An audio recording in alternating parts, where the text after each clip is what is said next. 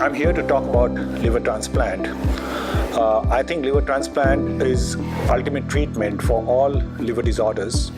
There can be either acute liver failure, which may result from hepatitis, or it can be chronic liver disease, which may result from hepatitis B, hepatitis C, alcoholic liver disease, or fatty liver. Now, beyond a point, all these diseases do not respond to medical treatment, and you need to replace the liver by a process of liver transplant. Liver transplant can be of two types. It can be a life-related transplant, where we take a part of the liver, up to 60%, from a related individuals who has a healthy liver and does not have a major illness. The second type of liver transplant can be cadaver transplant, where we take the liver from a brain-dead individual, either dying from a road accident or disease like cerebral hemorrhage, whose liver is healthy but his brain is dying.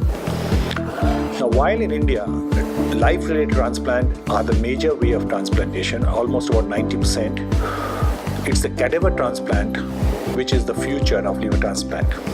We have been trying for a cadaver liver transplant for the last few years, but in our part of the country, in the eastern India, we have not been able to do it till we did it about a month back, mainly because of the myth which are around the donation.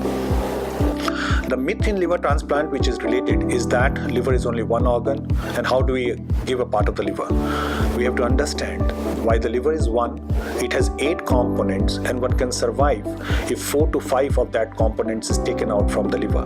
Liver has great regenerating power, and whatever liver is left behind after taking out 50 to 60% regenerates in a period of 6 weeks to 3 months.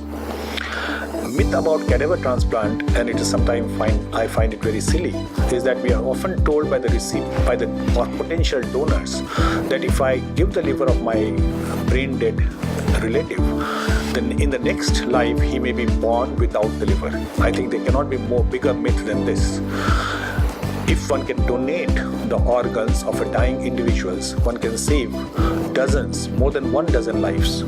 One can donate liver to 1 or 2 individuals. You can donate eyes to 2 individuals. You can donate lungs. You can donate heart, skin, and intestine as well. So a lot of lives can be saved without losing anything.